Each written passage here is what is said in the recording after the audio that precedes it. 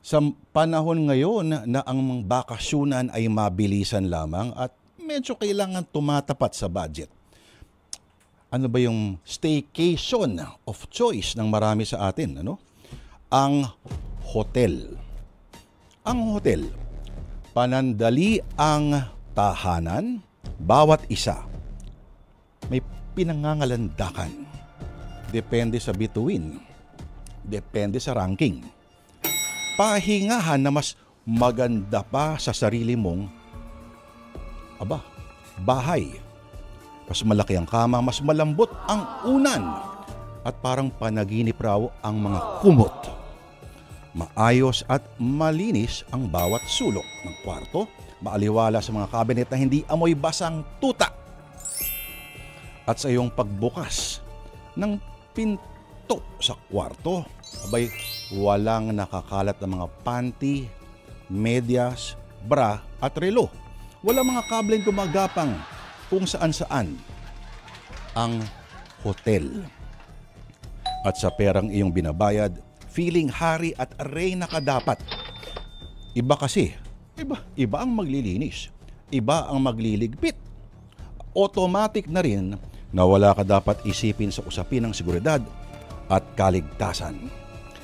Pero, paano kung sa mismong hotel pala magsisimula ang panganib na dapat mong katakutan?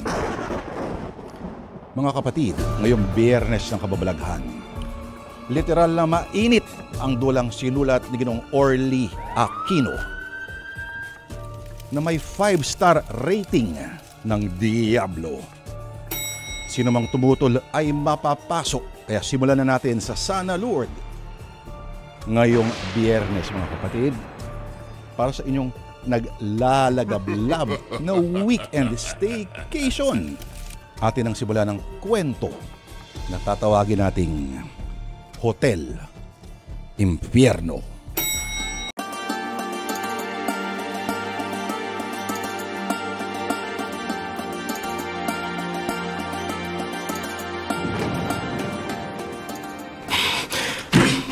Diyan ka magaling, Rino. Pag nasisita ang katamaran mo, nagdadabog ka. Pasalamat ka nga sa mesa ko hinampastong kamay ko at di sa mukha mo. At mananakit ka pa? Masyado ka kasing madada. Halos araw-araw na lang talak ka ng talak. Paano hindi kita tatalakan? Nakikita mo ng kandakuba na kami ni Dudut sa pagtitinda ng merienda para lang maikabuhay tayo. Wala kang ginagawa para matulungan kami. Di ka na nahiya sa sarili mo? Daig ka pa ng anak mo na 10 taong gulang pa lang, naghahanap buhay na. Napipilitang kumilos dahil sa pagiging irresponsable mo. Hindi ako irresponsable. Araw-araw ako naghahanap ng trabaho. Nagkataon lang na walang bakante sa mga inaplayan ko. Hindi ka makakatagpo ng trabaho dahil namimili ka ng hanap buhay. Gusto mo, maganda at magaan na magiging trabaho mo na malaki ang sweldo. Wala ka namang mataas na pinag-aralan. High school graduate ka lang. Pwede ba hindi rin ako namimili ng trabaho? Ang gusto ko lang, kung magtatrabaho ako, sapat yung sweldo ko sa magiging pagod ko. Ang kaso, halos lahat ng trabaho pwede kong pasukan, kakarampot lang ang sweldo. Sa lahat pa naman ng ayoko, yung ginukulangan ako ng kahit sino. Alam mo, ang sabihin mo, mas gusto mo mag-standby ka na lang maghapon.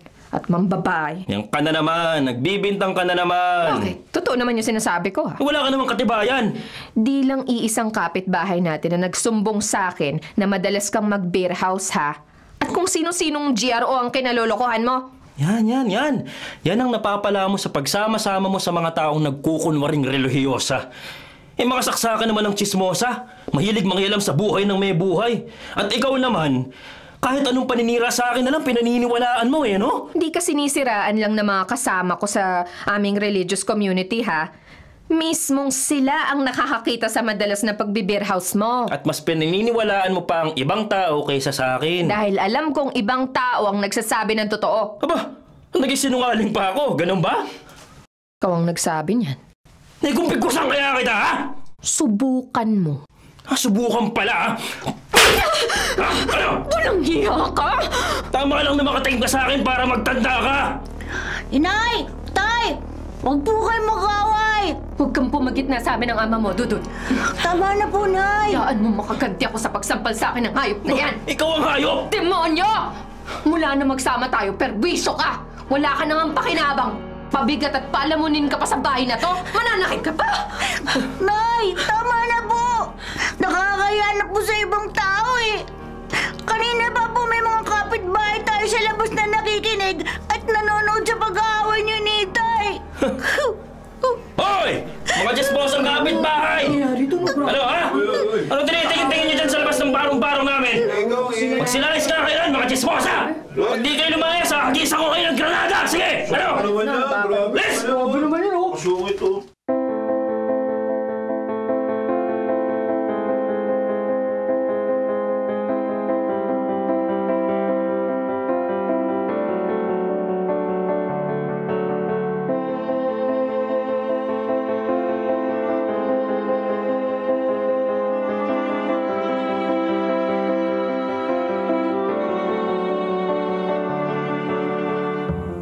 Banana Q. Bili na kayo ng banana Q at palamig. Nay, nagtitinda tayo ng merienda dito sa harap ng barong-barong natin eh. Umiiyak kayo? Hindi ko lang mapigilan ang sarili ko. Pasensya na, anak. Dahil dun sa ngit-ngit ko sa ama mo. Habang nagtatagal, lalo siyang nagiging pasangkrus sa buhay ko. Lalo po kasing nagiging madalas ang pag-aaway niyo eh. Kasalanan niya eh. Nay, pagpasensyahan niyo na po ang Itay. Anak, habang panahon ko na lang ba siyang pagpapasensyahan? 10 taon na ako nagtitiis sa pakikisama sa kanya. Manalangin po tayo na magbagong Itay para hindi na kayo madalas mag-aaway, Nay. Anak, kaya madalas akong sumama sa isang samahang makajos. At kaya isinama na rin kita roon para hindi ako magkaproblema sa itay mo. At para siya magbago, pero kahit anong dasal ko, walang pagbabago ang itay mo eh. Sa pagdaan ng mga araw, lalo siyang nagiging irresponsable. Tapos babaero pa. Magbabago din po yun. Kailan naman yun? May awa po ang Diyos, Nay. Wala na akong pag-asang magpapakatino pa ang ama mo. Kaya nagsisisi ako nakisama sa kanya. Sising-sisi ako, anak. Nay, kahit po responsable si Itay, siya pa rin po ang tatay ko. At mahal ko po siya sa kabila ng lahat. Kaya gusto ko po siyang magbago. Kaya nga hindi ko magawang layasan siya eh. Dahil lang ayaw mo, anak. Ayaw ko po kasing masira yung pamilya natin, Nay. Alam ko, ikaw na lang ang natitirang dahilan kaya patuloy ako nakikisama sa ama mo. Nay? Dudut kung wala ka, matagal ko nang hiniwalayan ang itay mo.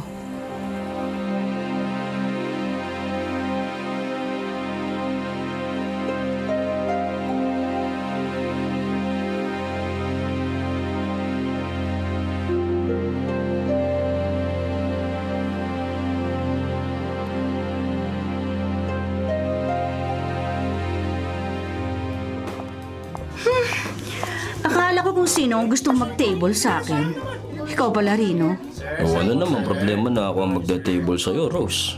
Gwapo naman ako kumpara sa ibang mga nagiging customer mo. Oo, lamang ka na isang paligo sa ibang nagte-table sa akin dito sa beer house. Hindi lang isang paligo, isang buhos ka mo. Tambay ka naman. Kahit wala akong kayod, nagkakapera rin ako. Kasi nga, kung kani-kanino ka nangungutang. Ano? Oh, yun di Magkakaila ka pa. Mismo mga nautangan mo naglalaglag sa'yo. Kasi hindi mo sila binabayaran. Sino? Hindi na kailangan malaman mo, Rino. Sus, hindi ka na, maupo ka na rito. Umorder ka na hanggang 2 ladies drink. At bibigyan kita ng tip gaya ng dati. Iba na ang table mo. Oh, teka, Rose. Bitiwan mo nga braso ko. Rose naman. Kahit wala akong trabaho, gumagawa ako ng paraan para ma-table kita. Kasi kursunada kita eh. Iba na ang kursunadahin mo, Rino. Hindi lang naman ako ang GRO dito. Bilihan mo na ako. Rose! Ay, Rose, huwag ka namang mailap sa akin oh. Rose!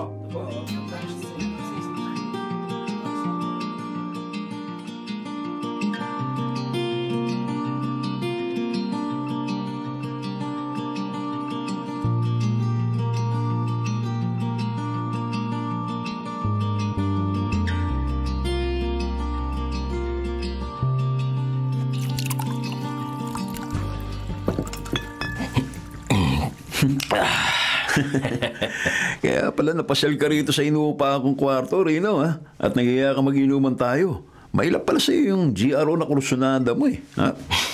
Kasalanan mo, Juan. Ako pa ang sinisisi mo. Sa lahat ng karadyo mo, ako madalas mong nauuto na magpainom sa iyo, eh. Kasi nung tumanggap ka ng bonus sa pagiging secure mo, isinama mo ako sa beer house. Yan, nakilala ko tuloy si Rose. Oo nga pala, no? Ako nga pala nagpakilala sa'yo kay Rose. Pero nilaglag mo naman ako sa kanya. Sinabi mong wala akong trabaho. Hindi, nadulas lang ako. Nadulas lang yung dila ako noon kasi lasing na ako, eh. Alam mo, kung di mo sinabing tambay ako, hindi magiging mailap sa akin yun, eh. Ba't kasi nangursunada ka pa ng GRO, eh? May tsura ka naman. Ha? Tapos yung kinakasama mo, pareho kayo may tsura. At may dating pa kahit may anak na. Oh. Nakakawalang gana naman ng Amy na yun, eh. Paano? Talakera. Halos araw-araw na lang akong tinatalakan dahil sa pagiging tambay ko raw. Ayun lang. Pero, nakakama mo naman ng libre, eh. Di ba? Maging shota ko lang si Rose, iiwan ko na yung Amy na yun, eh. Iiwan ko sila ng anak niya.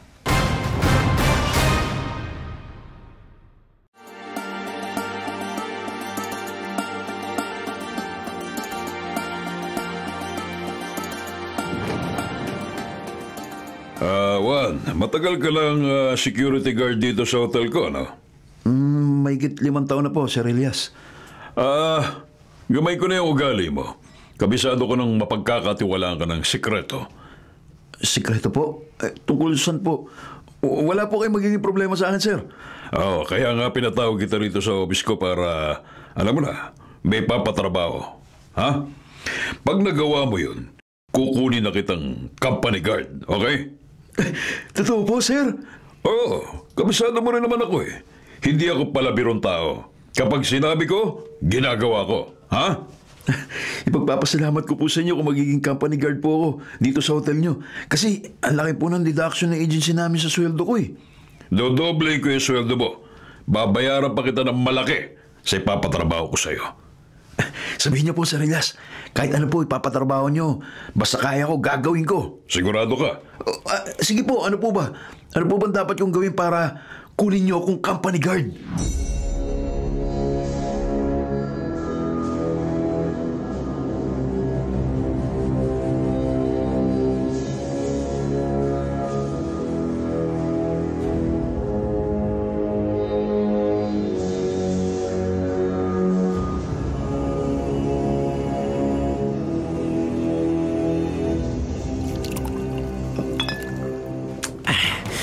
Kala ko pa naman, Rino, matutupad na yung pangarap kong maging company guard, eh.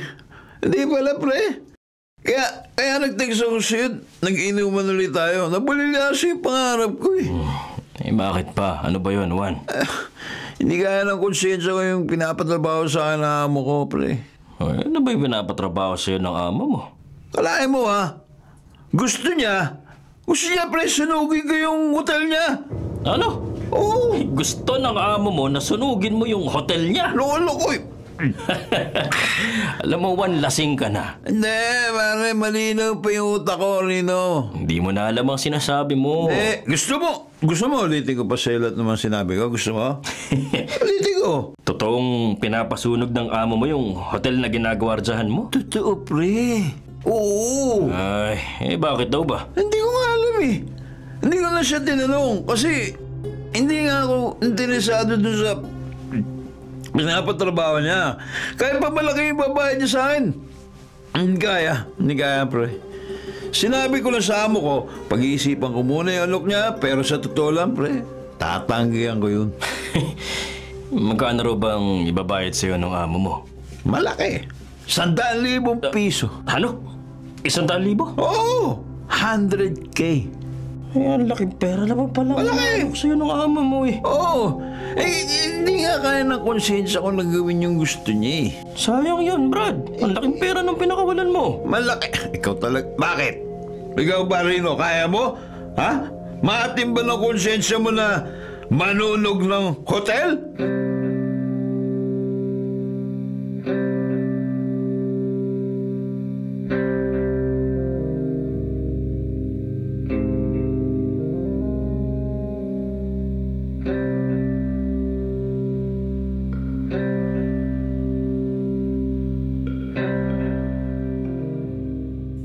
Banana Q! Bili na kayo ng banana Q at saka palamig, oh! O anak, ito pang dagdag pambenta. Oh, ang dami po niya, Nay, ah! Ipinarito ko ng lahat yung mga stock natin ng saging. Kasi nga, di muna tayo magtitinda ng merienda bukas. Hanggang sa makalawa. Ah, bakit po? Di ba nasabi ko na sa'yo, dadalo tayo sa religious conference ng sinasamahan nating relihiyon. Ay, oo nga pala. Nakalimutan ko po, Nay. Madalas kasi pag sa cellphone ang inaatupag mo, anak eh. Naglilibang lang naman po ako, Nay, habang wala pang customer. Pero, Nay, kailangan po ba talaga umatin tayo sa sinasabi niyong conference? Kailangan. Kasi nga, may mga grupong taga-ibang bansa na mag-i-sponsor sa pagtitipon. Nasasagot sa lahat ng gastos natin sa hotel, anak. Ha? Mag-hotel po tayo? Oo. Bukas ng gabi, kasama tayo sa grupong matutulog ng isang gabi sa hotel na malapit sa pagdarausan ng conference. Kasi nga madaling araw ang simula ng gawain natin. Nay? Ano po kaya kung isama natin si Itay? Naku, kailan ba naman sumama sa pagsamba ang isang yun? Baka ngayon po. Malabo, anak. Dahil kesa magsimba o makinig ng mga turo sa simbahan, mas gusto ng ama mo ang pag-i-standby at mambabae.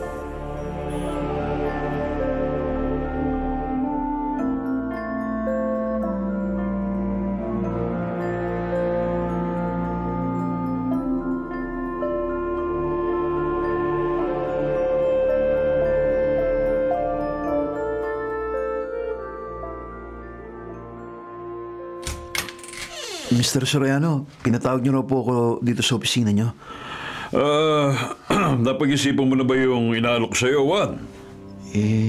Sir, ano eh? Diretsoy mo na ako. Ayoko ng paligoy-ligoy. Sir, hindi ko po kaya. Ay, nakukonsensya po ako dun sa pinapatrabaho niyo sa akin eh. Ikaw gonggong ka talaga eh! Pasensya na po. Wala ka silbi, Juan! Duwag ka! Sir Elias, huwag po kayo magdabog. Huwag po kayo magalit sa akin, sir. Hiniya mo ko, Juan. Umasa pa naman ako na susundin mo ko. Sir, hindi ko po gustong hiyain kayo. Masama akong napapahiya. Ha, Juan? Talaga pong hindi ko kayang gawin ang inuutos niyo, sir. Ano ba problema mo? Madali lang naman ang gusto kong trabahuin mo eh. Magagawa ko po sunugin ng hotel. Pero, sir... Ano? Ano pero? Ano pero? Paano po yung mga taong umuukupa sa mga kwarto ng hotel, sir? Bakit mo iintindi ng mga yun? Hindi mo naman sila kaano-ano. Sir Elias, ayoko po makapatay ng kapwa ko. Ay kung ganun, itiko mo na yung bibig mo. Opo, wala po makakalam sa pinag-uusapan natin. Maghanap ako na iba magtatrabaho sa akin, Juan. Pero pag napahamak ako dahil sa iyo, ikaw ang ipapatrabaho ko. Sir Elias naman, ipapatumba kita.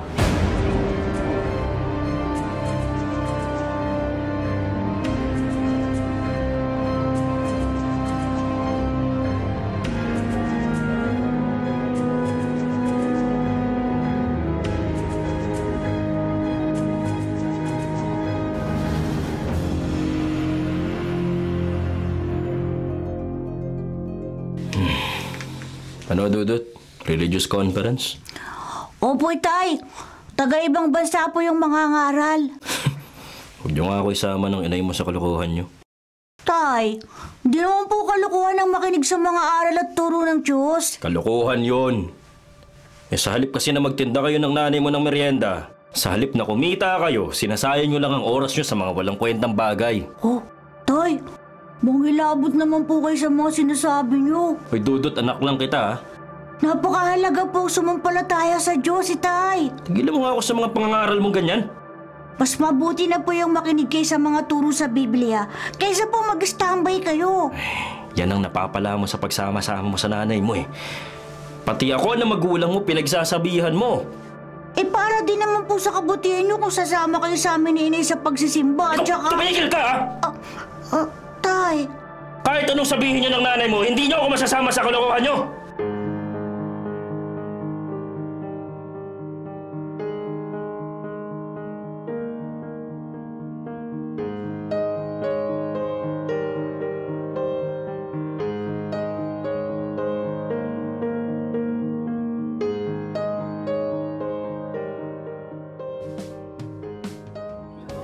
Rose, may pera ako.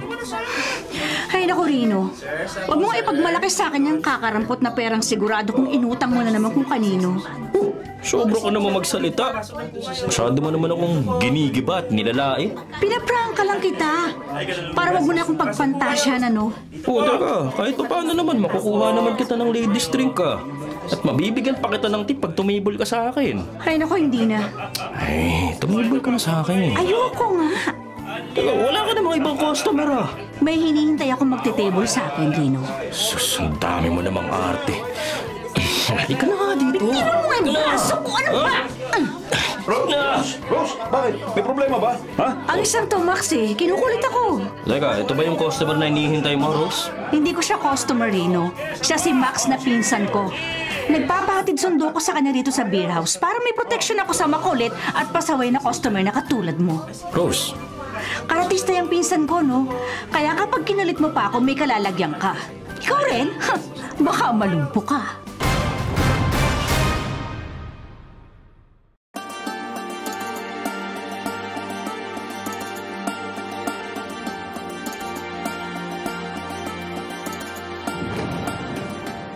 Rino, wala akong malaking halagang may papautang sa'yo. Hindi naman kita pinuntahan para utangan ulit, Juan. Kailangan mo ka mo ng malaking pera para maging maamo sa'yo si Rosie. Kasi nga sobra nang ginagawa niyang panghihiya at panlalait sa akin eh. Bira ka eh. Ikaw kasi hindi ka makontento sa kinakasama mo eh. Sabi ko naman sa'yo eh, kursunadong ko si Rose. At alam kong ikaw lang ang makakatulong sa akin para makuha ko siya. Ano naman ang matutulong ko sa'yo? Pakilala mo ko sa amo mo. Ha? Kay Mr. Elias Soriano? Oo. Eh, bakit? Bakit gusto mong ipakilala kita sa amo kong may-ari ng hotel?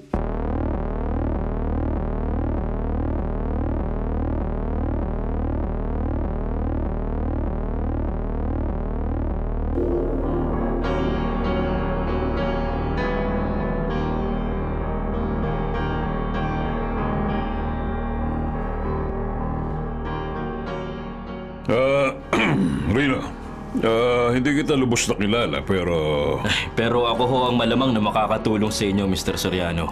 Kaya nakiusap ho ako kay Juan na isama niya ako rito sa opisina niyo at ipakilala ako sa inyo. Salamat ho pala at pinagbigyan niyo akong makausap kayo. Di ba, sige. Sabi mo, paano ka makakatulong sa akin? Ako po ang gagawa ng pinapatrabaho niyo kay Juan na hindi niya kayang gawin. Ha? Ikaw? Oo, sir. Ako po susunog sa hotel niyo.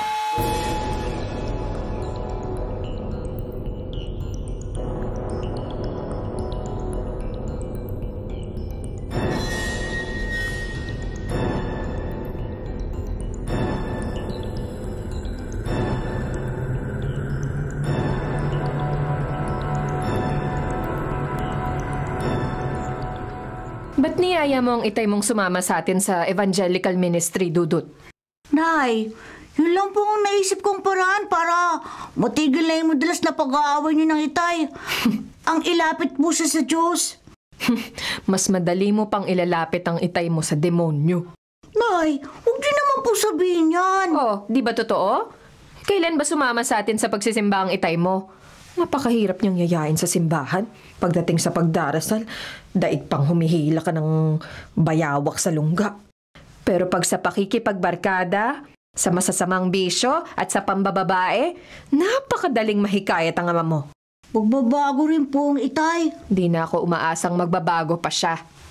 Ipanalangin po natin. Ilang beses ko nang ipinagdasal na magpakatino ang ama mo. Pero nagtino ba siya?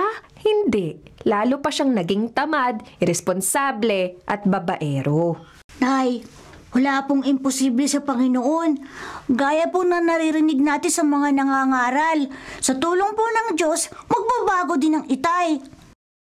May pag-asa bang pumuti ang uwak, anak? Nay, Imposible yon, Dudut. Kaya imposible ring magpakatino ang ama mo. Wala akong alam na dahilan para siya magbago. Wala.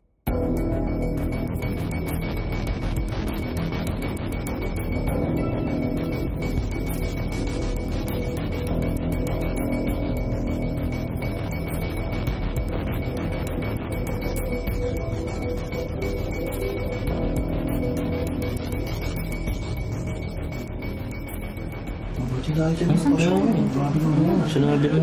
Sorry po, sorry. No ID, no entry po, ha? Sorry. Pasensya na lang po, ha? Teka, Juan. Ba't di mo naman pinapasok yung grupong yun? May dadalawin din silang kamag-anak na umuukupan ng kwarto dito sa Hotel Reno. Wala silang ID. Katuwiran nila, naiwan nila sa sasakyan dahil galing daw sila sa paglalaro ng tennis. Kaya pinakuha ko muna sa kanila yung ID bago ko sila papasukin. Ito ako. May ID, Okay. Sige, papasok ka ba dito sa hotel? Oo. Nakausapin ko lang si Mr. Soriano. Nasa opisina niya ang amo ko sa taas, pero nakausap mo na siya nung minsan pakilala kita sa kanya, di ba? Oo, pero hindi pa tapos yung usapan namin eh. Oo nga. Hindi kasi madali magtiwala si Sir Elias sa hindi niya lubos na kilala eh. Kabisado ko yun. Pinagbigyan ko lang ang pakiusap mong ipakilala kita sa kanya para hindi mo na ako kulitin. Juan, desidido na akong gawin yung pinapatrabaho ng amo mo. Nako, alimutan mo na rin yun, Rino. Na kay Mr. Soriano lang ang pag-asa ko makahawak ng malaking pera. Para di na ako kinukutsa ni Rose. Tama. Para maging maamo sa akin ang GRO na yun. Pero hindi yun eh. Hayaan mo na. Ay, nako. Hayaan mo na kulitin ko yung amo mo. Hayaan mo.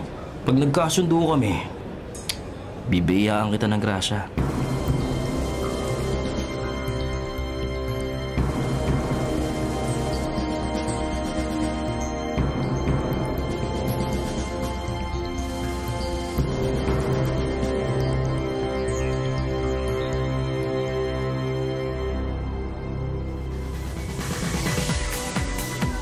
Rose, hindi ko lang nakausap ulit yung magiging amo ko dahil nagkaroon siya ng biglaang meeting eh. Pero babalikan ko siya mamaya.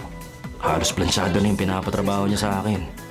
Max, antabayanan mo sa labas nitong beer house yung galanting customer na hinihintay ko, ha? Okay, Rose. May iwan na muna kita, ha? Sige, dito mo lang. Rose, intindi mo naman yung sinasabi ko. Ay, nako, pwede pa rin, no? Maghanap ka nga ng kausap mo, huwag akong kulitin mo. Ikaw ang kinukulit ko dahil nga kursunada kita. Ay, naku, bahala ka. Isang tawag ko lang kay Max, madali lang kitang ipagulpi sa pinsan ko. Alam mo, pag natuloy yung trabaho ko, malaking pera yung mahahawakan ko. Ibibigay ko rin yun sa'yo. Maging maamo ka lang sa akin. Ganun ba? Okay. Money down. Sus, Rose naman eh. Pag may naipahawak ka sa akin na malaking pera, sasama ako sa'yo kahit saan, Rino. At magpapaubaya ako sa lahat ng gusto mo. Pero hanggat wala ang malaking halagang ipinagyayabang mo sa akin, dumistansya ka. At naaalibadbaran ako sa itsura at amoy mo. Chupi!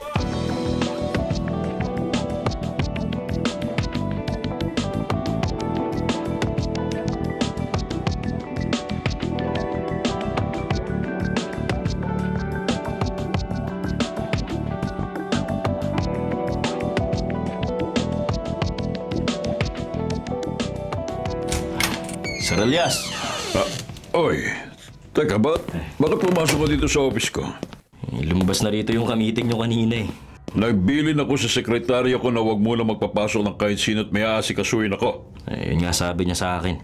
Kaya ayaw niya akong papasukin pero nung malingat siya, sumalisin na ako para makausap kayo.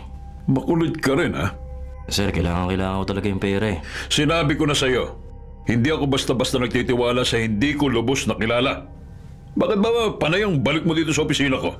Sir, mapapagkatiwalaan niyo ako. Ay, yun ang sabi mo. Kahit itanong niyo pa kay Juan. Paano ko makakasigurong pulido ka magtrabaho, Aber? Subukan niyo na lang ako, sir. Teka na, sir. Sige na. Sige, sandali, ha? Magagawa mo ba talagang pinapatrabaho ko kay Juan? Gagawin ko po. Bigyan niyo lang ako ng down payment. Ba't kita bibigyan ng down payment? Dahil ano na lang po yung garantiya ko na magbabayad kayo sa akin pagkatapos ng trabaho ko. Ano nga ang garantiyang gagawin mo pinatatrabaho ko pag nagbigay ako sa inyo ng down payment? Mr. Soriano. Take it or leave it. Gawin mo muna pinapatrabaho ko bago kita bayaran. Sunugin mo muna ang hotel ko.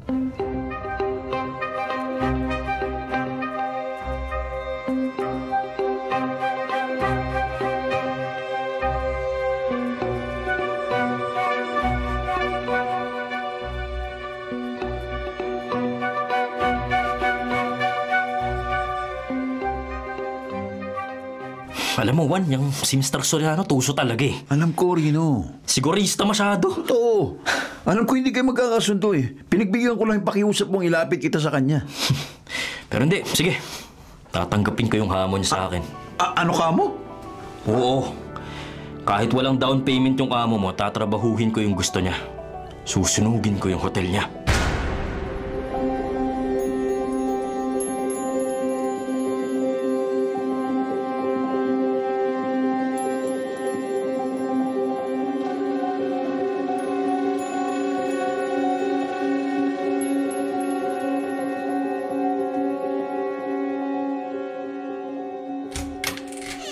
Uy, Ami.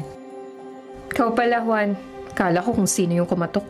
Buti, inabot kita dito sa tirahan niyo. Wala rito si Rino. Ay, hindi. Ikaw ang sadya ko. Pasok ka. Ay, hindi na. Okay lang. May lang sasabihin ko sa'yo, pero importante. Ano bang...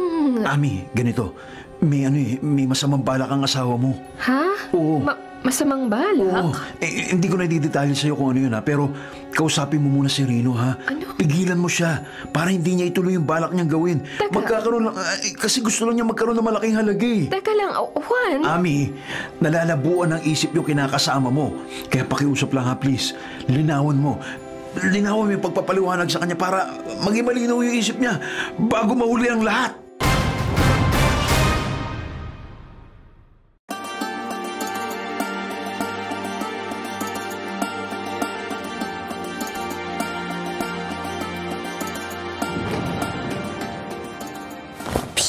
Hoy, Dudut.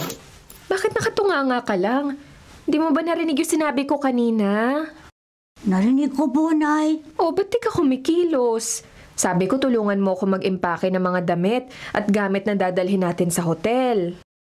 Narinig ko po yung pag-uusap niyo kanina ni Mang Juan bago siya umalis. Yun ba iniintindi mo? Nay, ba't hindi niyo po sinunod ang bili ng kaibigan ng Itay? Ba't ko siya susundin? May masamang balak daw po si Itay eh. Ay nako, ba't ko hahanapin ang ama mo? Masama na nga ang loob ko sa kanya kaya ayokong makita siya at makausap. Pero Nay, ano man po yung masamang balak ni Itay, dapat wag niyang ituloy. Ay nako, Dudut, di na bata ang ama mo ha. Gurang na yon. Alam na niya ang tama at mali. Hindi na siya kailangan turuan pa ng dapat niyang gawin. Paano kung nalalabuan nga po yung pag-iisip ng Itay? Bahala siya sa buhay niya. Pero Nay... Sa sama ng ugali ng Itay mo, nawalan na ako ng amor sa kanya. Kaya kung gumawa siya ng masama at may masamang mangyari sa kanya, naku, wala na akong pakialam.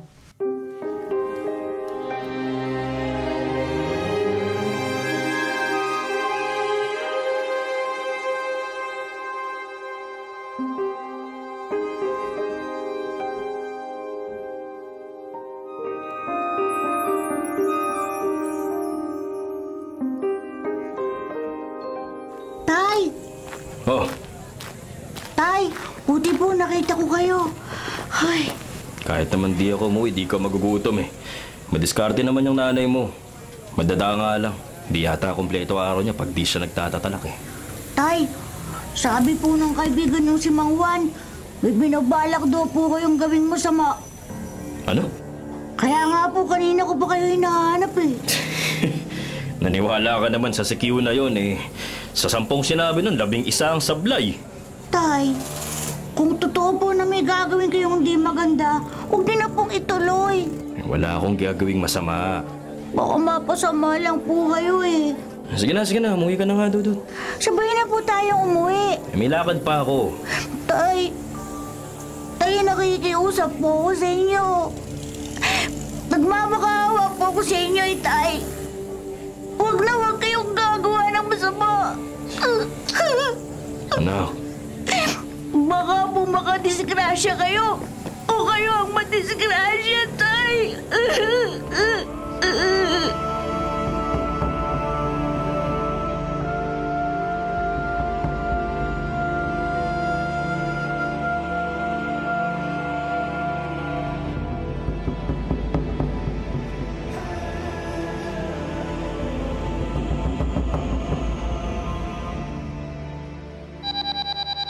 Hello? Mr. Soriano, si Rino to. Ikaw pala. Hindi ko inaasahan tatawag ka sa akin. Oo, nakuha ko yung number niyo sa sekretaryo niyo. Nakiusap ka sa akin na bigyan kita ng down payment. Oo, para makakilos na ako. Pero hindi kita binigyan dahil kung talagang interesado ka sa pinapatrabaho ko, hindi na kailangan abutan kita ng pang-mobilization mo. Sensya na, sir, pero kailangan ko talaga eh. Kaya, sige na, gagawin ko na yung gusto nyo. Okay, good. Sige. Pero, inaasahan ko, sir, lalaki kayo kausap, ha? Pag nalaman kong nagawa mo ang pinatatrabaho ko sa iyo, babayaran agad kita. Sige ho, ipahandaan nyo na ho lahat ng kailangan ko. Okay. At tuturuan din kita ng lahat ng dapat mong gawin. Ha? Para lumitaw na aksidente at hindi sinasadya ang gagawin mong pagsunog sa hotel ko.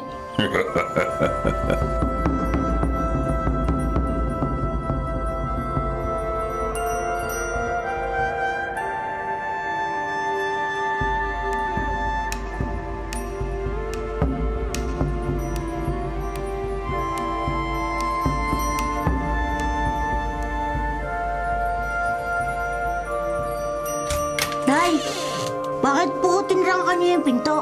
Lalakad na tayo, Dudut. Hindi po tayo uwi dito mamayang gabi? Kasi nga, sa hotel na tayo matutulog. At bukas na ng hapon tayo makakauwi rito. Paano po ang itay? Ba't mo iniintindi pa yung isang yun? Baka umuwi po siya rito eh. Naku, may mga gabi namang di siya umuuwi. At sa beer house o sa bahay ng kanya mga nakakainuman siya nagpapalipas ng gabi. Pero Nay, pag umuwi po si itay mamaya, hindi siya makakapasok sa bahay. Kasalanan niya yun, anak. Alam na nga niyang may lakad tayo ngayon eh. At hindi tayo uuwi rito sa bahay ngayong gabi. Kung saang beer house na naman siya nagbabababad. Nay, kawawa naman po si itay kapag dito siya sa labas ng bahay matutulog. Ay naku anak, huwag kang kung ano-ano pa yung iniintindi mo. Bit-bit na natin ang mga bag na dadalhin natin. Wala na tayo nakalimutan at malayo-layo pa rito sa squatters area ang hotel na tuluyan natin. Kaya lumakad na tayo, ha? Opo, Nay. Sa dami nating mga participants sa gaganaping religious conference, baka maubusan tayo ng kwartong makukuha sa hotel.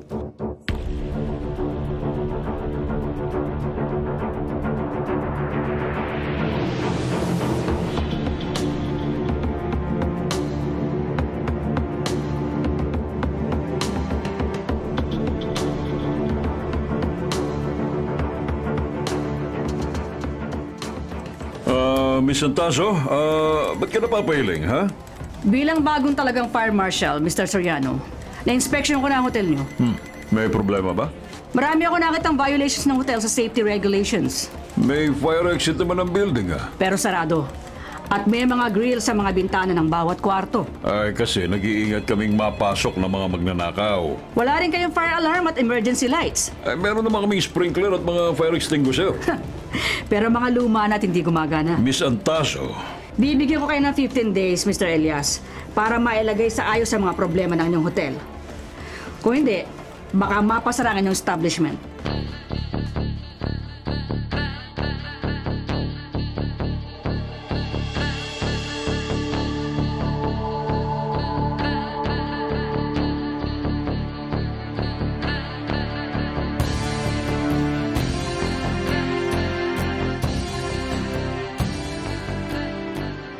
Ano, Sir Elias? Wala nang problema. wala na, Juan. Pero malinaw po yung narinig kong pagbabanta ng fire marshal. Yung nag-inspection sa hotel. Hindi niya pwedeng ipasarang hotel ko. Paano ang ginawa kong diskarte? Hindi gaya ng dati. Nag-abot na naman po kayo sa inspektor? Meron ba namang taong hindi natatapalan ng pera sa panahong ito? Ikaw talaga. Sir Elias naman. Nasa tamang diskarte lang ang lahat. Gaya ng pagkalugi ng hotel ko, kaya ipapasunog ko na para makakuha ko ng malaking insurance.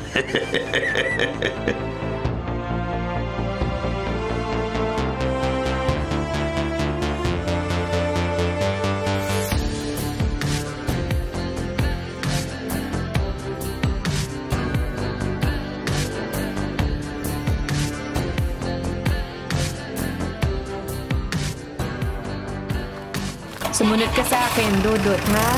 Opo, Nay. Malapit na dito ang hotel na tutuluyan natin. Ami! Ami! Ha? Nay, si Mang Juan po. Sabi ko na kayo mag-inay nakita kong bumaba sa jeep eh. Oh, anong ginagawa mo rito, Juan? Katatapos na ng duty ko, Ami. Pauwi na ako kaya naghihintay ako na masasakyan kong jeep sa waiting shed. Mang Juan, nakita niyo po ba kitay ko? Hindi, Dudut, bakit? Pag nakita niya po siya, pakisabi na lang. Wala kami ng inay sa bahay kasi sarado po yun eh. Saan ba lakad yung mag-inat may bit-bit pa kayong mga bag? May dadaluhan kaming religious conference bukas, Juan. Madaling araw po ang umpisa kaya matutulog kami ni inay sa hotel mamayang gabi. Ah, matutulog kayo sa hotel? Oo, Juan. Oh, ba't parang bigla ka natigilan? Tapos parang takang-taka ka. Kung mo ba mahirap lang kami, wala na kaming karapatang matulog sa hotel, ganon? Hindi naman sa ganon, Ami. Nagbibiro lang ako.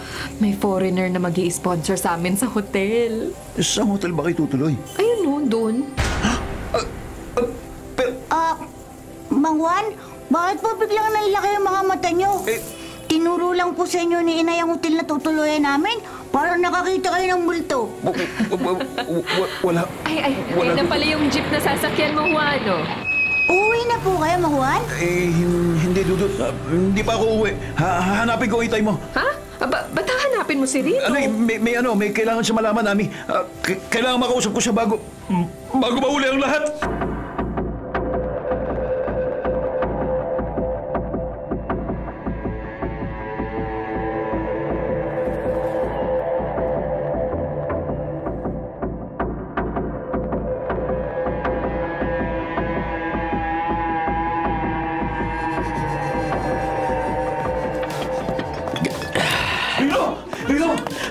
Rino, buti tama yung hinahala ko nandito ko sa B-Rose. Hinihintay ko si Rose eh. Bakit ba? Kasi... Oh, yan na pala siya. Rino, sa akin ka tumingin. Para mag-usap muna tayo. Hindi na, saka na tayo mag-usap. May kailangan ka malaman, pre.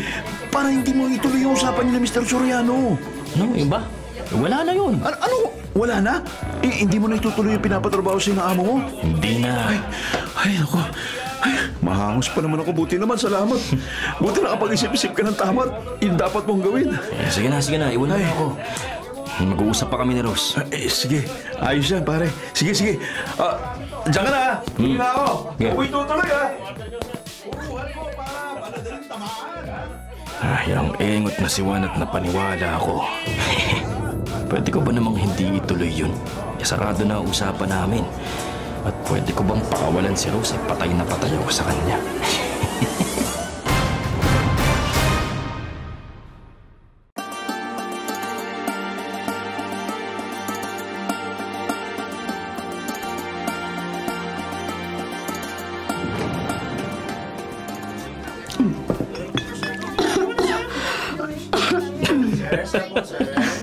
Para ka namang bago sa ladies drink, Rose. Hindi dahil dito sa iniinom ko kaya ako napaubo, Rino. Dahil sa sinabi mo. Totoo ba yun? Totoo. Mabibigyan mo ko ng 100,000 piso? Walang labis, walang kulang. Makasama lang kita. Patunayan mo, Rino. At mahawakan ko lang ang 100,000 piso. Sasama ako sa iyo. Sasama ako kahit saan mo gusto. Kahit pa sa impyerno.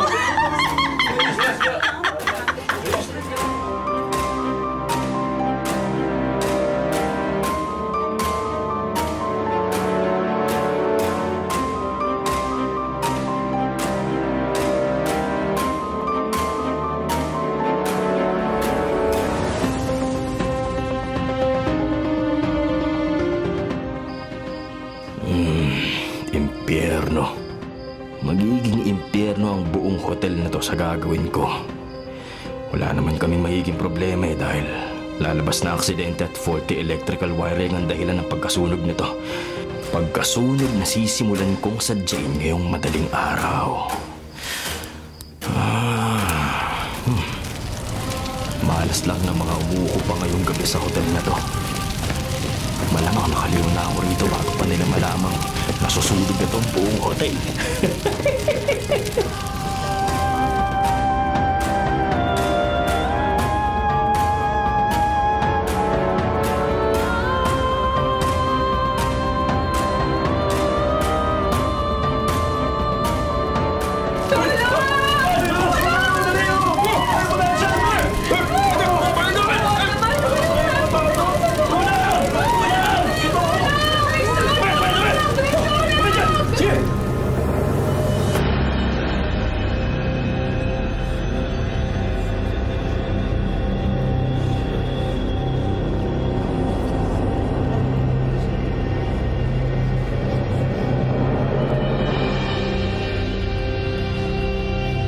Sunog! Sunog! Pangay na po pera! Sana wala mo wala naiwan sa loob. Sunog! Mausok ang buong kwarto. Sunog! Gumising ka! Gising! Nay, bakit po? Anak, bumangon ka, dali! Opo. Nay, ba't umuusok yung buong kwarto? Hindi ko alam, anak. May sunog daw, sabi ng mga sumisigaw sa labas. Baka nasusunog itong hotel. Ano po yung sumabog sa baba? Hindi ko alam, anak. Halika, humawag ka sa kamay ko. Nay, huwag niyo bang bibitiwan yung kamay ko, ha? Halika. Nay, wala akong ilaw. Dilim! Huwag ka matakot, anak. Huwag. Lalabas tayo rito sa kwarto, ha? Bababa tayo rito sa ikalimang palapag. Nay, may apoy yun! Nasusunog po yung hagdan! Hindi tayo pwedeng magdaan sa hagdan. Naku, halika, anak. Doon tayo sa may fire escape. Dali, bilisan natin. Nay, kumabas na po tayo ng hotel! Sarado ang fire exit. Naku, nakakandado. Tulong! May dumating na po mga bumbero! Halika, kalampagin natin ang harang ng bakal ng fire exit. Halika, anak. Humingi tayo ng tulong. Tulong! Tulong! Tulungan niyo kami!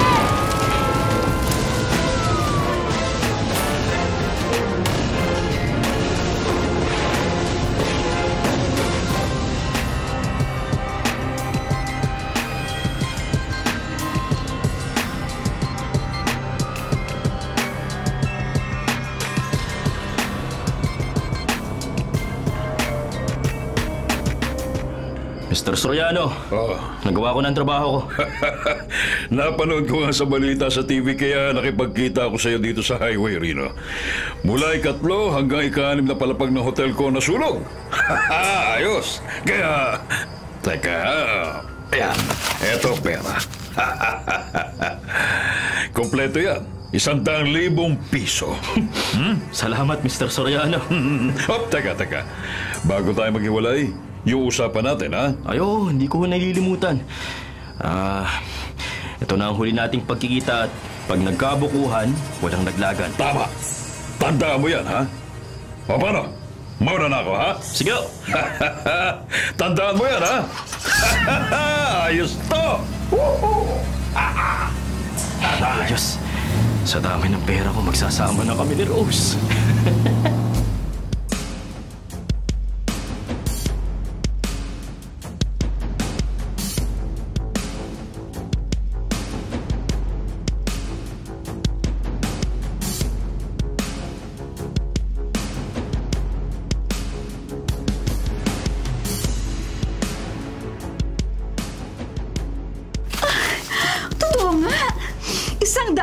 piso ito, Rino.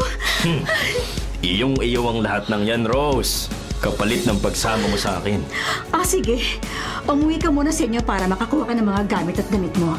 Bakit pa? May pambili na tayo. Ibubuo na natin ang perang ito sa negosyo sa lugar na pupuntahan natin. Okay, sige. Uuwi lang ako sandali. Hintayin mo ako rito sa apartment mo. Oo. Bilisan mo, Rino, At pagdating mo, magpapakalayo-layo na tayo at magsasama tayo habang buhay.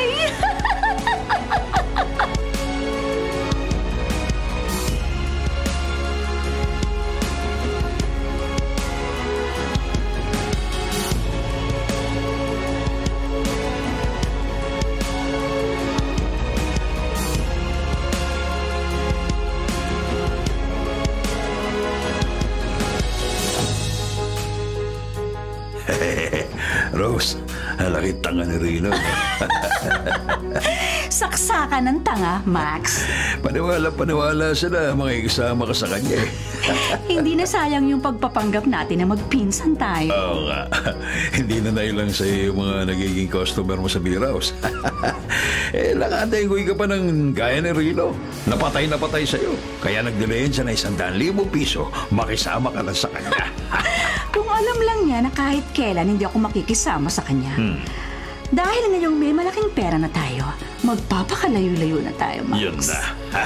At sa ibang lugar naman tayo, mandedenggoy ng gaya ni Rino. Gaya ng dati, di ba? Tama ka, Max. Iba talaga. Ugali mo. Ang galing-galing mo mag-isip na discount. Walang hiya kayo? Nagbalik ka kagad, Rino. Ay, hayop ka, Rose! Hinaloko mo lang pala ako! Paniwalang-paniwala ako na pinsan mo ang Max na to, magjowa pala kayo! Ito ang racket namin, Rino. Nagpapanggap kami magkamag-anak para makapandenggoy kami ng mga tulad mo. Hindi ko pa kayo mabibisto, kundi ako naubusan ng pera. Hihingi sana ako ng pantaksi kay Rose, kaya bumalik agad ako. Kung nagkataong hindi ka nakabalik agad, Rino, hindi mo na kami madaratnan sa bahay na ito. Wala namang problema kung nabuko mo kami. Dahil nalantad ng tunay na kulay mo, Rose, hindi na ako maghahabol sa'yo. Inaasahan na namin yan, Rino. Tama yun. Naki na! Yung pera, yung binigay ko sa'yo, nasa na? Ay, Rino. Yung nabigay mong pera, nabigay mo na. Ha? Hindi mo na pwede bawian. Walang bawian. Wala ka nang magagawa para mabawi pang 100,000 piso. Tama. Ganito akin yung pera ko! Akin na! Ay! Akin na! Gagawin niya yung pera sa akin! Rosa, sumayo ako ng bala sa gagong yan. Ha? Alin ka rito! Bitiwan mo! Gusto ng pera ko! Lapas susuntok mo. Ganito naman tama pagsuntok. At ito na yung pantapos. Ubus lakas at mamatay na round kick sa panga mo. Walang kupas ang galing mo sa martial arts, Max. Ako pa, Rose.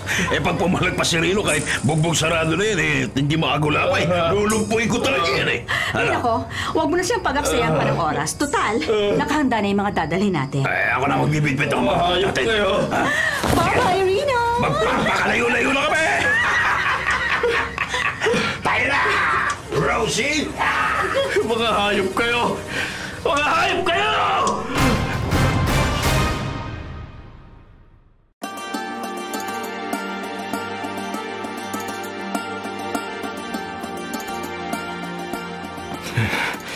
Dahil sa pagtraidor at panlaloko sa akin ni Rose, naglahong parang bula ang lahat ng pagkagusto ko sa kanya.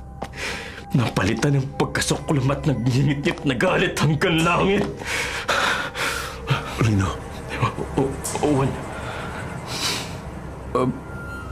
Itinuloy mo rin pala yung pinatrabaho sa'yo ng amo ko? Alam mo, napakinggan ko sa balita sa radyo. pinagsisisihan ko yun, Juan. Nagsisisi ako na nahibang ako kay Rose.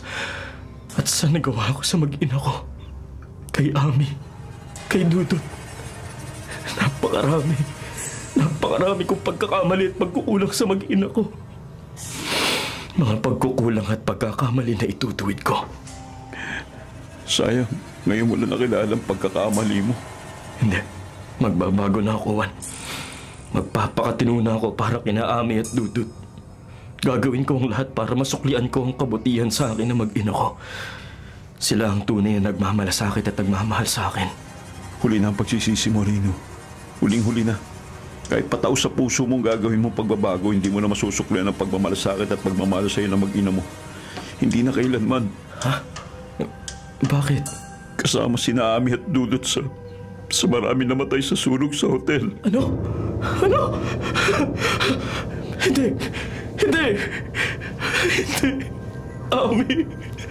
Ami, asawa ko! Anak ko! Hindi!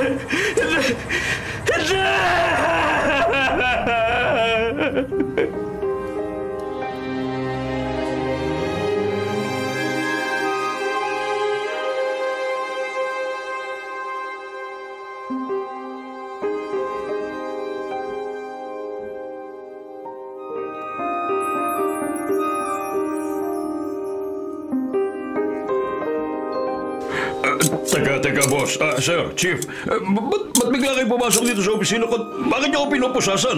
Police brutality itong ginagawa niyo sa akin, sir. Ano ba? Mr. Soriano, sumama na lang po kayo, ha? Huwag na kayo pumalag. Sige na.